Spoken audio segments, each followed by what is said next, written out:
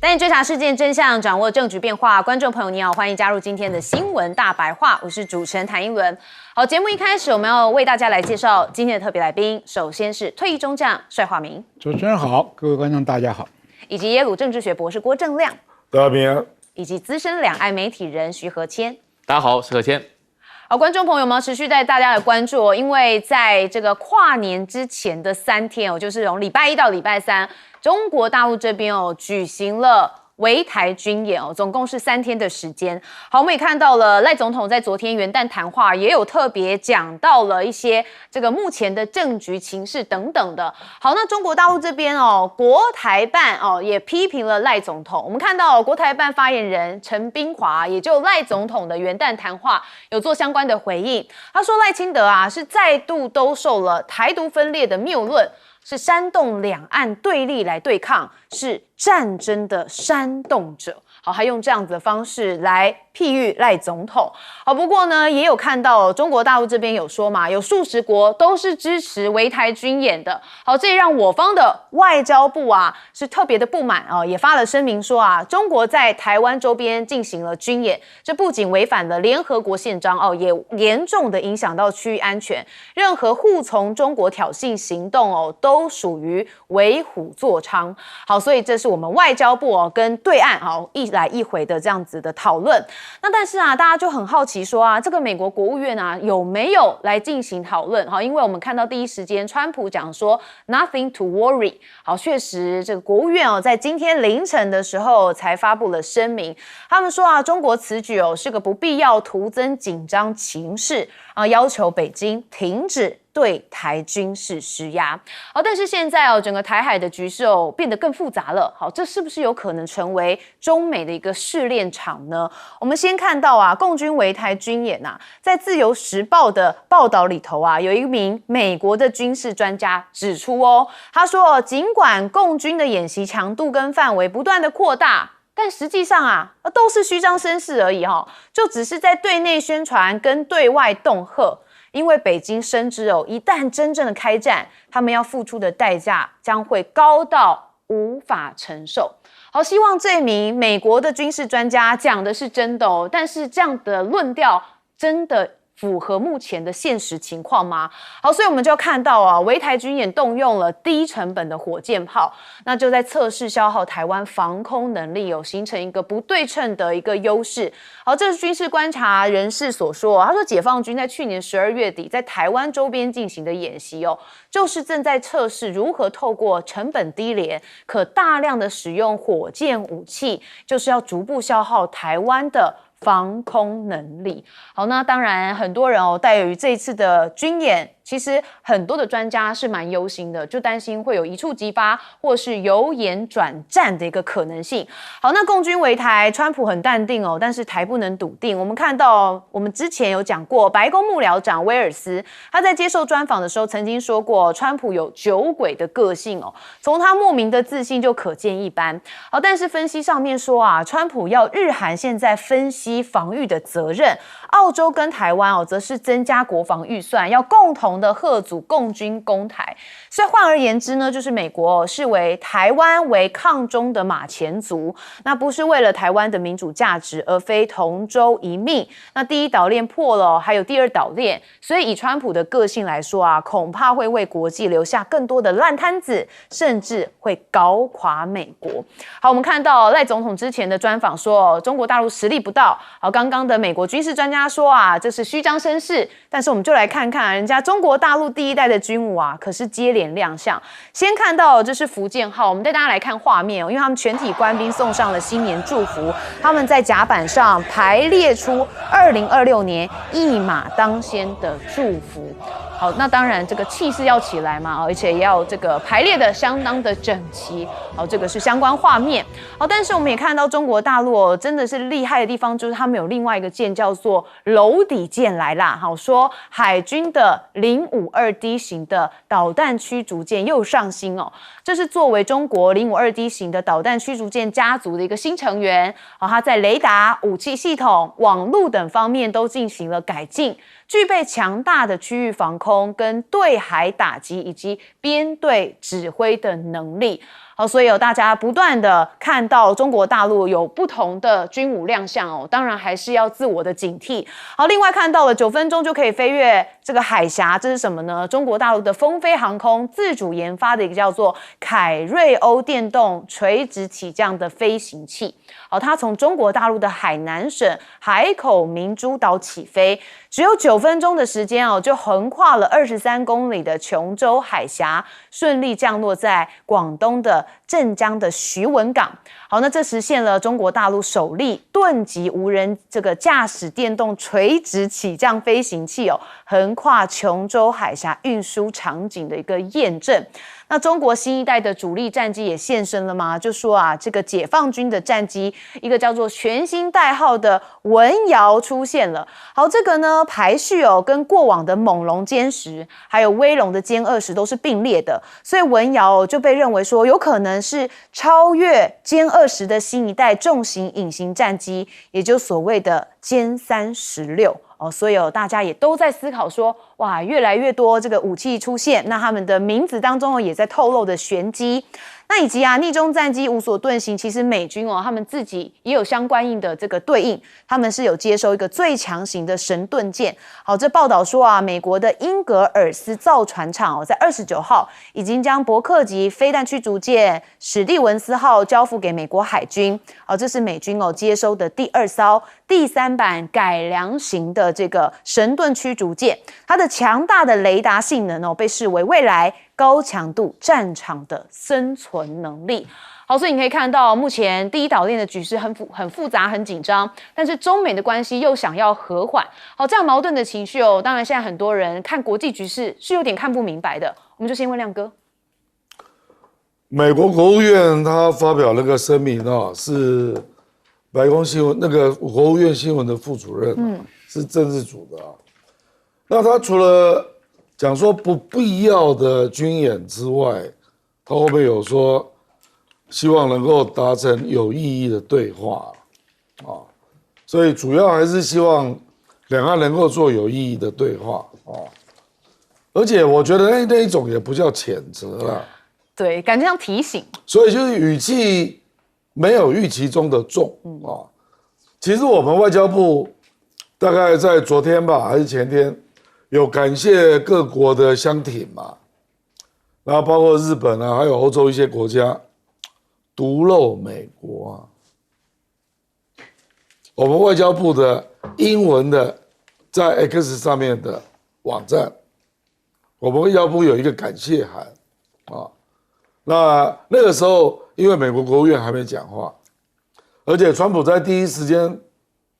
那个样子就是说习近平没有告诉我啦，可是这个不会有事所以他并没有讲话。其实这个很罕见我们外交部它的英文的网站感谢日本还有欧洲各国的力挺。我们事实上对外的说法都是民主的盟友嘛，相挺嘛，可是没有提到美国。这个很特别，这个非常特别所以美国的态度，讲白了，那个自由时报那个是胡振东胡振东他是军方的，他是空军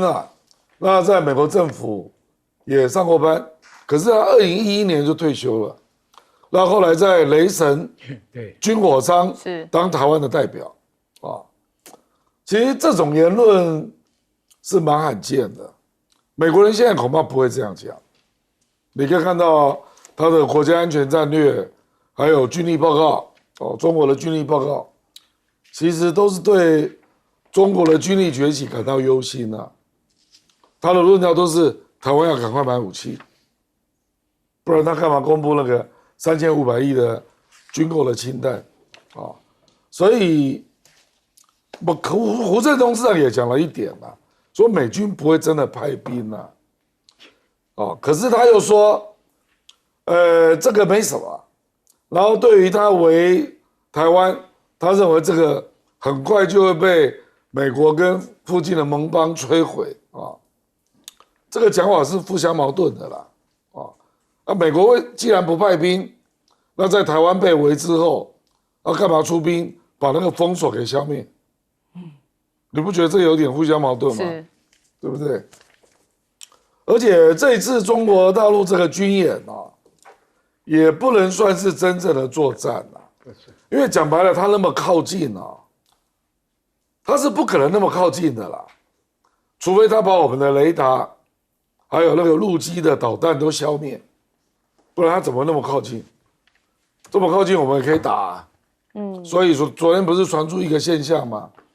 说大陆船舰进入12海里，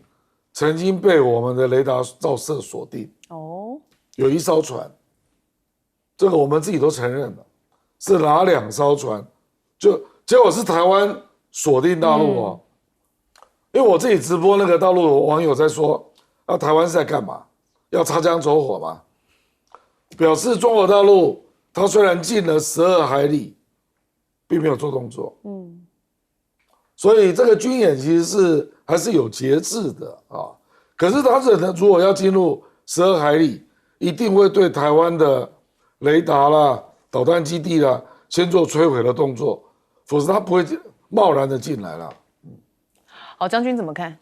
这个演习啊，等于把犯台的各种方式做一个目录，是，它可以封锁，可以围台，可以登陆，可以拒止外来的。他们有好几种策略。它就好像我们看本书前面的大纲目录啊，封台作战它有这能力，这个围台作战啊，这个琼台或者是能源快速作战是啊。那这个中国大陆这个演习里面有透露几个味道。以前蔡英文说没收你的中线，现在已经没收你的领海啊。那这个问题就是说，等到美国川普这个很暧昧的态度，在跟中美达成某些协议啊，做什么交换 G2 啊，各分一半，那台湾呢，我就不插手了。不插手，中国大陆就又可以好几种做法了。我就不要动兵，我就没收你的领海，我就封你的港，对不对？让你穷困，让你出口不出去，进口进不来，你去跟他谈，这是最廉价的一种方式。我跟你讲啊，这种啊是一种长期的痛苦。那另外一种呢，就是快打，快打就是他进火箭炮袭击嘛。我2年前就在不停的在呼吁，火箭炮对我威胁很大，不是什么高尖端武器，可是它量大管饱啊，我的空军就没了，没跑到嘛，空军可能飞机都一架一架都很完好，仗打完了还在机库里面出不来，所以这些问题啊，这些发言人呢讲的都是虚应事故的，没有一句真话。有人吹啊，中共没有犯台的能力。没有犯台能力，你那么紧张干嘛？对不对？胡振东那个就是你赶快买武器，美国是不会出兵，这个姿态已经很清楚了嘛。那这个赖清德也顺势啊，你看他的军演，所以我们要通过国防特别预算啊，大家这些政客都在利用这个。讲老实话，这个很紧张的局势各有各的算盘，但是有一点很危险的，就是说你赖清德这样一路走到黑。你总有一天会被人家用武力来统一，这就是台湾遭受最大的损失。你不是这些很多人是逞嘴巴一时之快，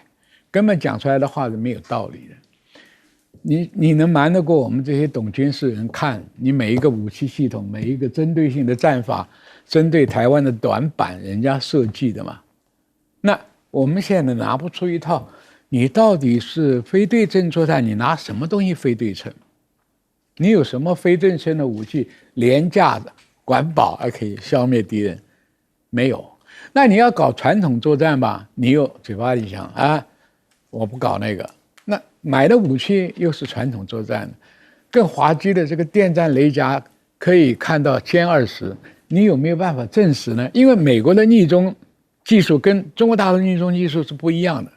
你这个电战雷达照美国的这个隐形战役，也许你看到一点点，那你试过没有？歼20你照到没有？所以而且交货的2032年，如果中共2027要动手的话，就没有了。我现在最担心的一点，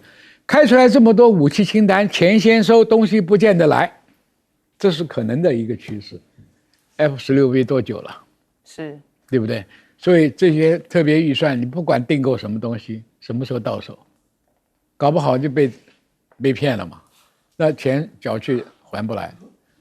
高尖端的武器，美国怕被中共拿去逆向工程，对，去破解。所以这些问题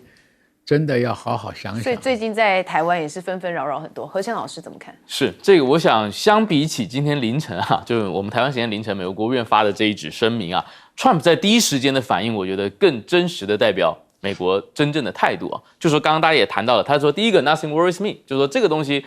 我没有撩起我很大的情绪，我没有谴责，没有震怒。然后呢，他第二句话说的是我跟中国习主席关系很好当大家在谈这个，在记者会上大家问到他台海军演问题，他第一个想到的是我跟习的关系很好，所以这个当然分成两层了。就第一个就是说台湾这个问题不会 block， 不会干扰我们之间的友谊。然后第二个当然他也有一点调侃或这个考试中方的意思，就是说他没有跟我讲，然后他后来又补了一句，我想他大概也不会跟我讲。但整体来说，大家就可以看到说，在 Trump 的这个盘子里面，在这个棋盘里面呢，台湾当然是被置于整个美中关系的大框架下来考虑的。那刚刚亮哥也谈到了12月31号台湾外交部发在 X 上面发的这个感谢信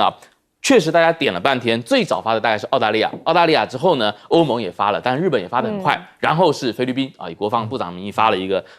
同情台湾的声明，然后接下来纽西兰德国、法国也分别发了一点，但确实没有美国，所以这就跟以前我们大家想的逻辑，美国到底会不会介入台海，会不会参战的逻辑很不一样，因为以前大家总说，包括刚刚他点到的这个 Tony Hu 也说，这个胡振东先生也说。对美国来讲，以前大家流行说台湾不只是台湾，台湾关系的是美国在西太平洋的整个信誉关系他在整个盟友当中的这个他的战略安全保证等等。但我们这次看到是，当这些不只是欧盟包括整个这个印太相当许多国家都发了这个有关的声明之后呢，美国反而是姗姗来迟，他是最后才发的。那我相信可能也是他的。包括美国的国安会也好，或者是国务院内部也好，要不断的去提醒Trump说，如果你在这件事情上没有一个正式的书面表态，只以你那个在跟内塔尼亚胡在一起的记者会上那一段口头表达为作结的话，那对不起，以后你的盟友大家可能会非常质疑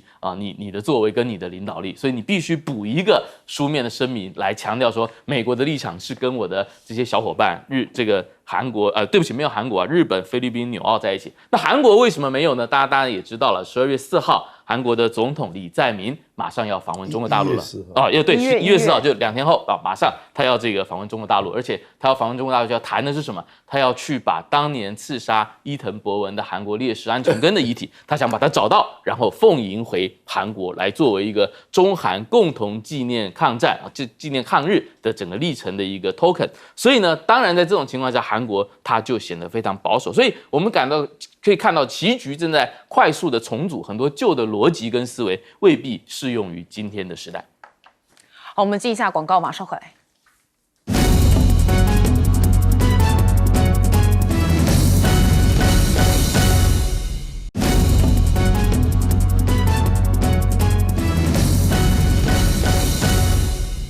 好，观众朋友，之前一轮曾在节目上说，我自己的观察认为，川普最大的心魔其实就是前任总统拜登。好，但是他现在跟拜登是不是越来越像呢？好，我们看到很多的场合就连美国的媒体也就是狂拍这川普常常打瞌睡呢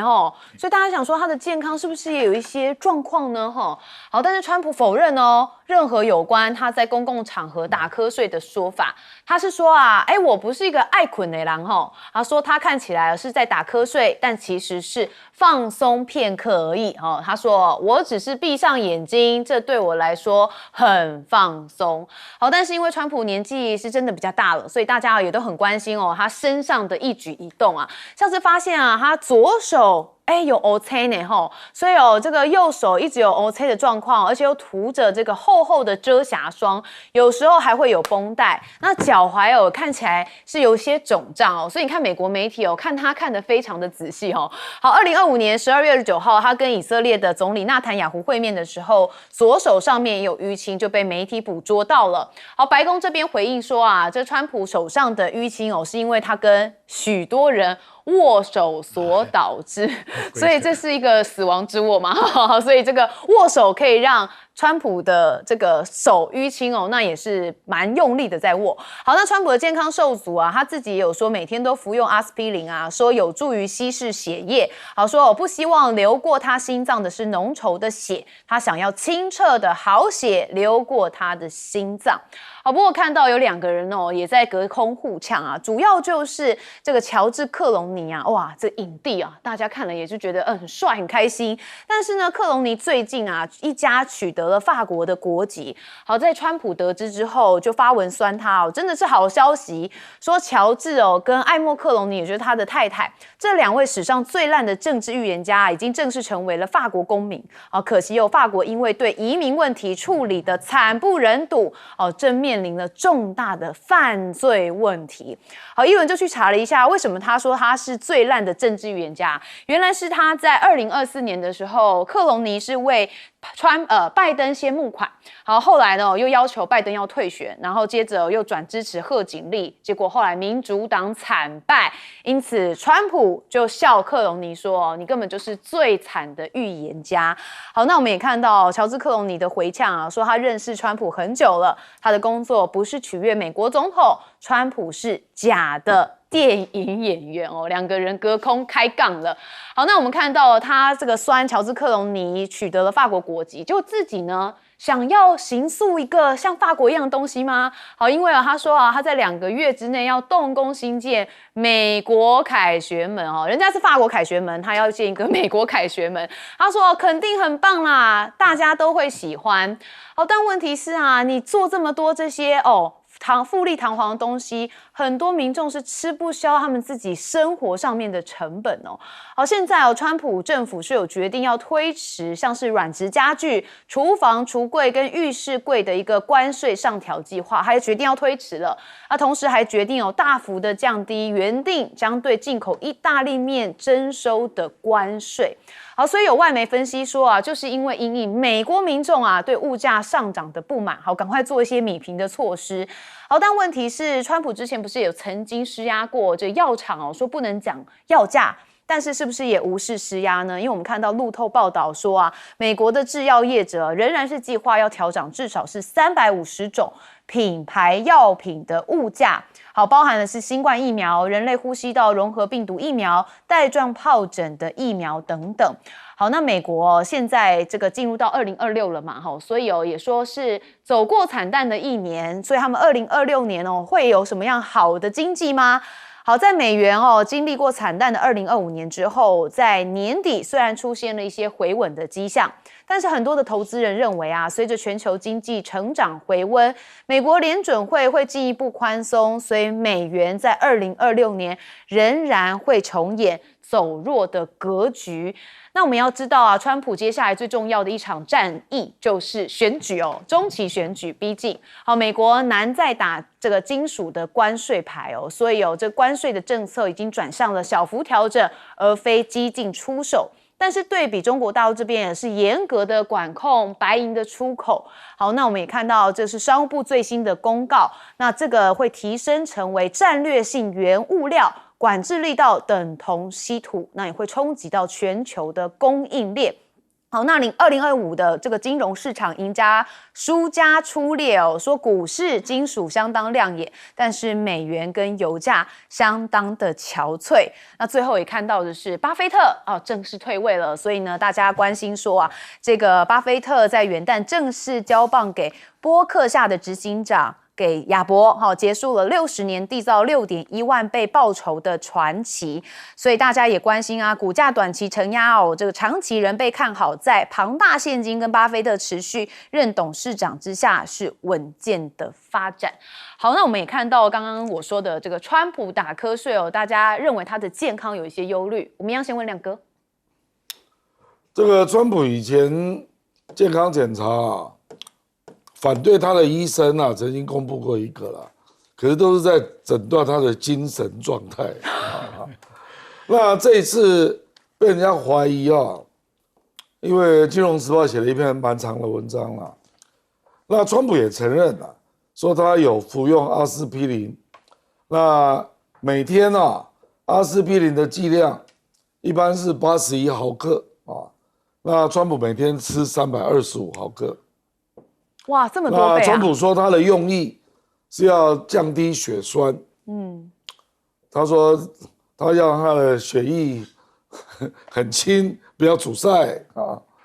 那我不知道这个是不是副作用了，不知道啊。这是铁定的心脏出问题，反正他就因是为表皮吃到这么超量微血管破裂才会有淤青。还有加下面一项，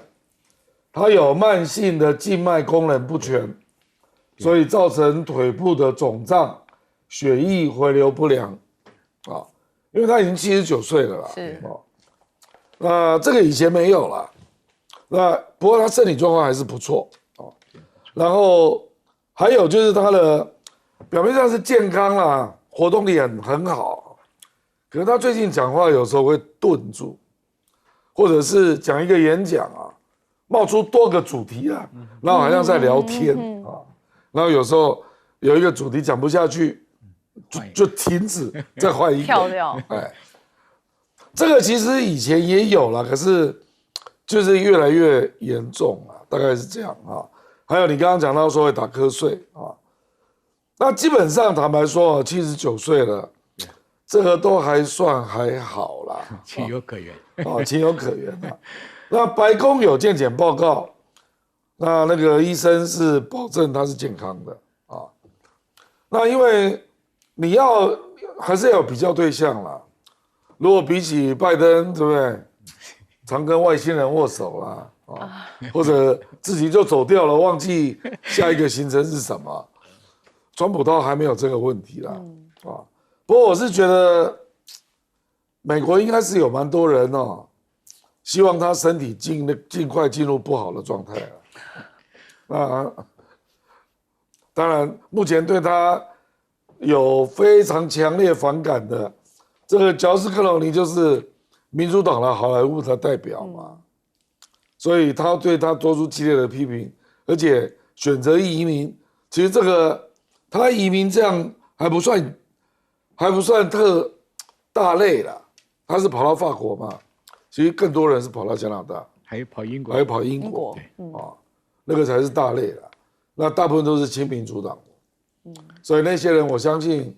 每天都在祈祷川普赶快下台了。好，将军怎么看？这个心脏科医生跟我讲过，这种服阿司匹林，也就是要像装支架的都会吃，对不对？防止血栓嘛。这个静脉是很麻烦的，人的血液打下去以后，要靠静脉把血打回心脏，所以他皮肤上淤青就是微血管的破裂，水肿，这是标准的心脏病的象征。第二个，这个年纪人打瞌睡，我觉得情有可原。我比他还年轻的时候也打瞌睡。你碰到那个会议很枯燥、很无聊的时候，那不睡也难啊。但是他值得可虑的就是，一个人讲话应该思绪很清楚。今天这个主题怎么样铺展？如果说刚刚亮哥讲了一下换话题，一下换话题，代表他的思维的组织能力已经有问题了。就是说，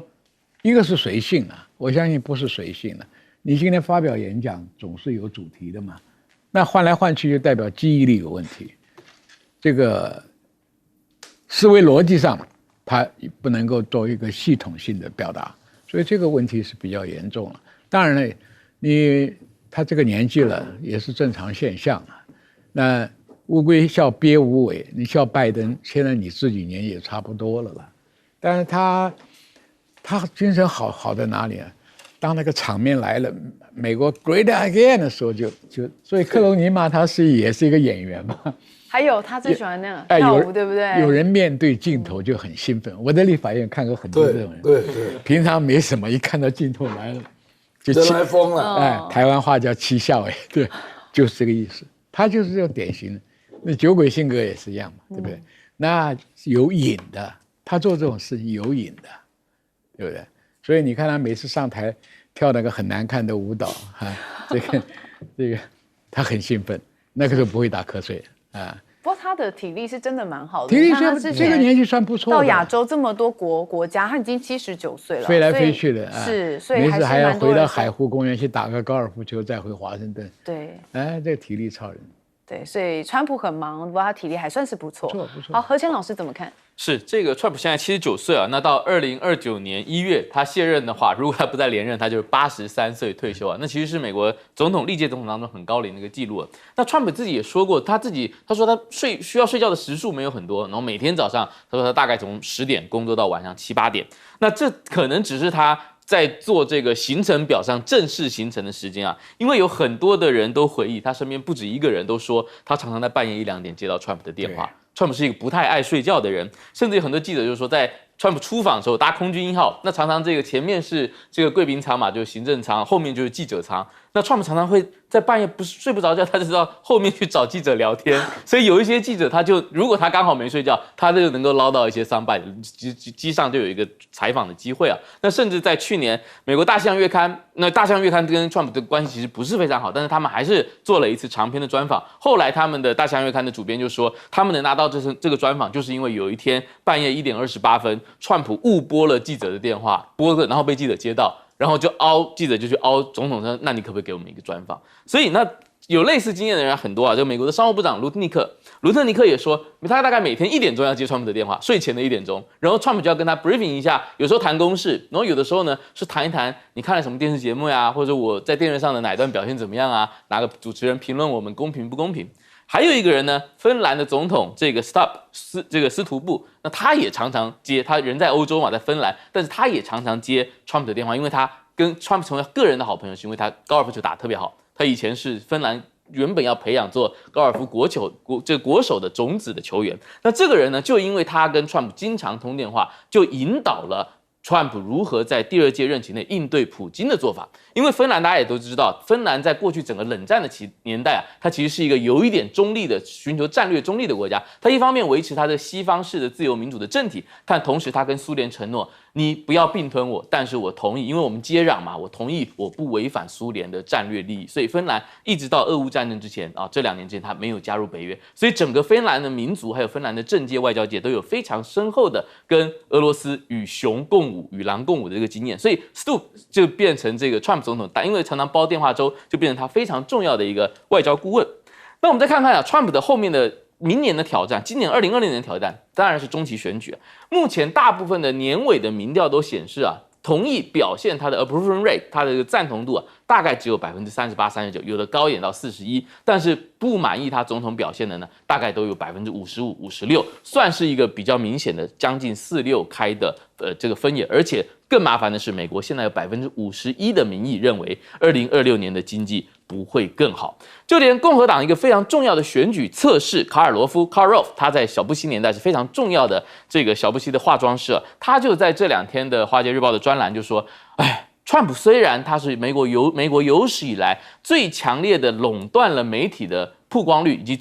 强势主导所有话题的一个总统，这在美国总统历史上没有过先例的。但与此同时，他也观察到美国大部分的美国人已经日益对川普这种仇恨式的复仇式的言行感到疲倦。他建议川普当一个总统，你要成功，你最好不要是说的很多，但你 deliver 你做的不多，最好是你不要说这么多，但是你最后成就很多，让人民感到一些惊喜。他建议川普在新的一年要赶快改弦更张，不然共和党可能中期选举会很不利。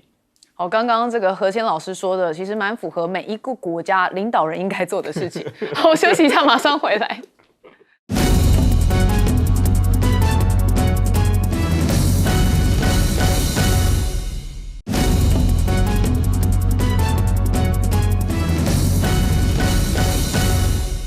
好，2025年算是个 AI 的元年哦。那接下来 AI 是会改变整个世界局势哦，是一场新的工业革命。好，我们就带大家来看看哦，这机器人的新日常。我们先看到的是京东哦，拿下了宇树科技的大单。那他们的这个刘强东智慧机器人的布局野心很大，那就是哦，京东将战略重点哦投向了这个 AI 的领域，那快速的展开布局。那这个品牌哦，并不生产整机，它主打的是自研大模型，所以就为机器人跟 AI 玩具提供了高互动的对话能力。那跟多家的业界大厂来进行合作。好，那我们看到它首间的机器人零售店也曝光了。好，它是在2025年的12月31号有一场北京正式开设了全国首家线下体验店。好，那当然也看到这为消费者带来了首次面对面跟产品互动的体验。好，那我们要再关注到的就是深圳这里啊，因为机器人它可以跟警察一起来巡逻实验啊，这个场景运用的非常的生活化。好，这个一台人形机器人大家有看到吗？这跟身穿制服的警察一起巡逻，这凸显出在中国的公安领域测试先进机器人的努力。好，这台机器人是由深圳的 Engine AI 研发的人形机器人是其 T800 人形系列的一员。好，最近已经从实验室走向了实际的应用测试，那可能就会用在公安的场域。好，那当然被视为说中国大陆的机器人越来越强了。好，另外还有的就是这个电动车现在也看起来中美之间有在较劲。好，我们先看到就是马斯克因为他也算是这个电动车的一个先驱啦自动驾驶狂热难掩这个销量的寒冬，因为随着投资者越来越相信马斯克对自动驾驶汽车的一个热情描绘，所以我们看到特斯拉以超过11%的股价涨幅结束了2025年，但是2025年的下半年大幅上涨，主要原因就是因为马斯克大力的宣扬特斯拉在 AI 和机器人技术方面的进展，但要真正的打动汽车消费者，接下来才是一个非常大的考验。所以很多人认为特斯拉在2026年这个考验绝对是更严峻的。好，那特斯拉现在有车主首度实现了全程自驾，而且它是横跨美国。好，我们看到这一位特斯拉的车主，他挑战坐在车里面，就是静静的看着电动车从美国的西海岸横跨开到了东海岸。好，全程不进行任何的干预让他成为史上第一个全程凭着自动驾驶技术横穿美国的人。好，这也让马斯克非常开心说酷一个字表达他的赞赏跟这个开心。好，不过这个美国的电动车跟中国的电动车又怎么相比呢？我们看到中国的车企其实在欧洲真的很夯他们用卖爆了来形容成功逆袭啊！从中国制造到中国创造。好，我们看到2025年11月，中国品牌在欧洲电动车的市占率冲到12.8%，好，创下了历史新高。那混合动力车的领域更猛，份额直接突破到13%。那中国大陆的电动车12月的成绩也很亮眼我们来看一些数据。中国的新能源汽车市场2025年的这个收官战报出炉说比亚迪以42.04万辆车的月销规模持续领跑。那小米汽车是首度突破了5万辆的大关。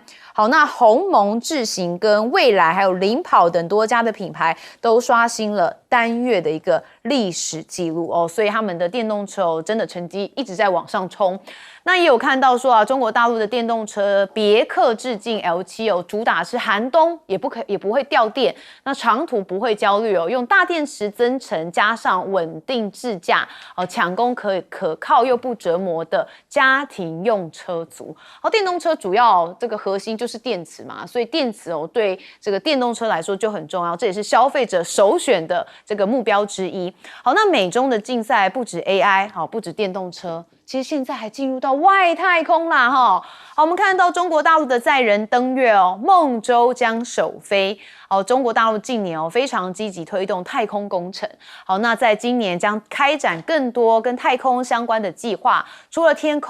太空站的轮替之外，还有新一代载人的太空船叫做孟舟首飞，还发射了嫦娥7号月球探测器等等。好，那当然中国大陆这边也点名批星链说你挤占平轨资源曾2度危险的抵近中方的太空站。好，但是中国大陆航天2025年是狂射了90多次，那火箭的平均5天就可以升空。好，这真的是刷新了年度发射次数的记录。好，我们来看到机器人的日常。好，这个中国大陆的应用相当的广泛，场景也相当多。我们先问亮哥。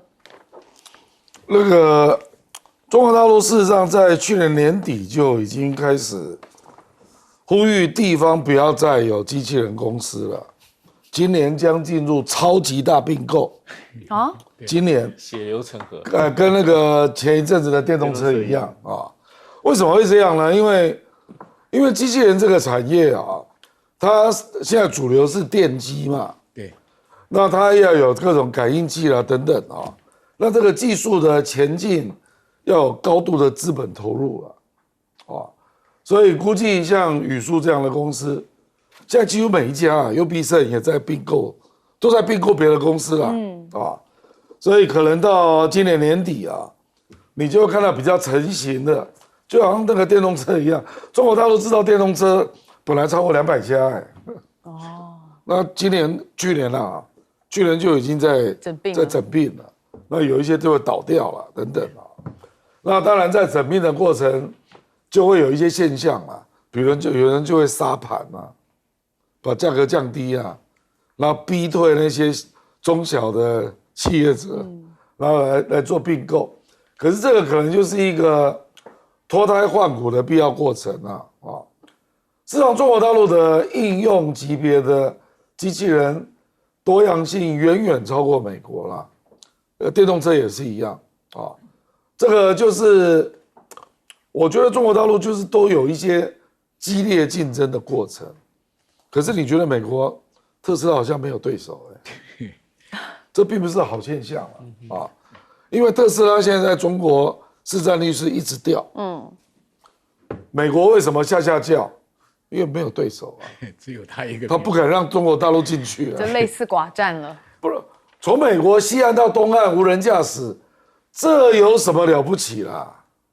你都走大陆，怎么会有障碍？西岸到东岸，大陆很多啊，你要不要走小路看看？在都市里你走给我看。对啊，你走我看。我上次看到大陆的电动车他在试验无人驾驶走山路山路这样弯弯曲曲。对啊，有人在试这个我说我不敢做，我是说他已经竞争到这种地方去了。那我前天看到一个广告，就一个女生她开车，然后就在路边停了，她下车就往店里走了，车子自己停，智能找车位。对，然后她就走了，自己找，没有人车子上没有人就在2个车中间，自己慢慢调就进去车位，然后自动熄火。你没有在大陆好好看它各种人工智能跟车子的结合无法想象啦。还有机器人，你一定要到大陆去看，你才会知道它的蓬勃跟多样性到了什么程度了。他们是百花齐放的状态。将军怎么看？这个我在美国开过车子，是他那个 highway 从西岸一直开到东岸，中间只是应付收费站，本来就是啊，因为它没有什么考验嘛。无人驾驶有什么了不起？我跟你讲，可是你在都市里开，尤其是摩托车、脚踏车，什么车不按交通规则，阻碍很多了。所以这个东西测试的标准不一样。第二个，我讲机器人，机器人主要是工厂里面做的是功能最大，你要模仿人那还有很长一段距离。但是现在有几个人形机车已经有几个用途了。第一个，它陪着警察巡逻，它不怕挨子弹的，处理暴行什么的，它可以先上。第二个呢，邮包炸弹处理爆裂物也可以不伤人。第三个呢，消防队员他也不要呼吸，也不怕烟呛，高温对他也没有太大影响，救人，这都是可以做的。但是这个刚刚讲了，这个要整并是对的，因为像上一次以前不是搞那个紫光集团搞那个半导体，出来一大堆，浪费很多钱。它整并以后，资本比较大就可以。第三个，比亚迪打的是什么东西？它不用大电池，它用一个小的发电机。开高速的时候，电池在走，走到电池快没电的时候，小发电机充电。这样的话你想小的发电机马达不要很复杂的，可是电池可以省下了，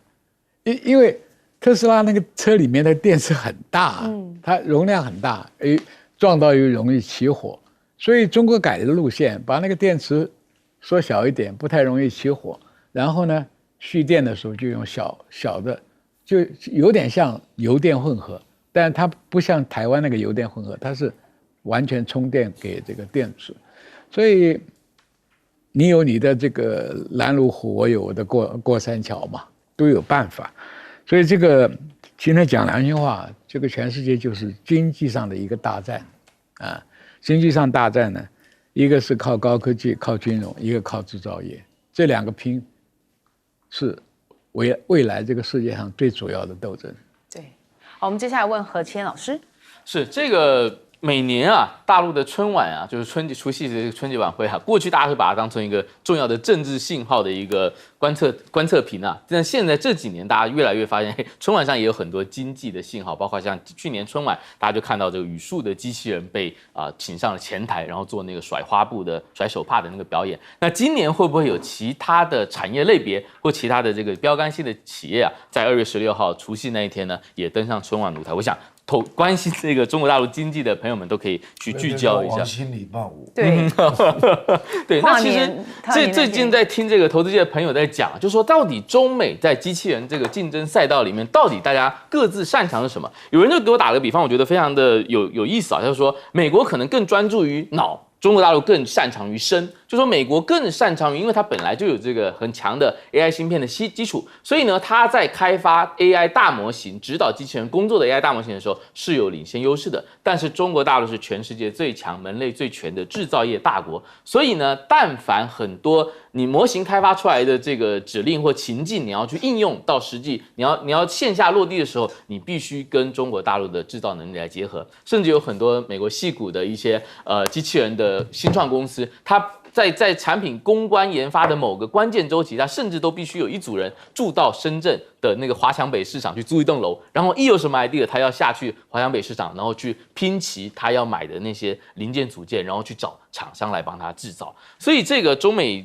国大陆跟美国的这个产业呢，未来我想在脑力跟这个手部精细动作大模型的开发上面，跟作为这个机器人的身体躯干，它可以做很多的大动作，搬箱子呀，或者是在这个工厂里面做机械臂啊等等，它可能是各有擅长的。当然，最好的情况就是说政治力的干扰，不要滥用这个国家安全的滤镜啊，然后来阻断很多自然原本可以结合的产业跟融资方面的合作。就像这个特斯拉的创办人马斯克他就说，未来2年特斯拉是想要做年产10万台的人形机器人。那目前看起来，如果要实现他这个梦想，最有可能落地的地方，其实如果没有政治力的干扰的话，其实是最有可能在中国大陆能够把它做出来的。那人形机器人啊，它这个大陆现在在这个概念上又把它叫做具身智能。具体的具，身体的身，其实就是讲人形机器人的这个开发的路径啊。因为过去我们讲机器人的时候，很多时候我们想象的是工厂里的一个机械手臂啊，或是像很多人大家家用都很习惯的这个扫地机器人，它是单一用途，然后重复性的动作，然后加上一点自我学习的技巧。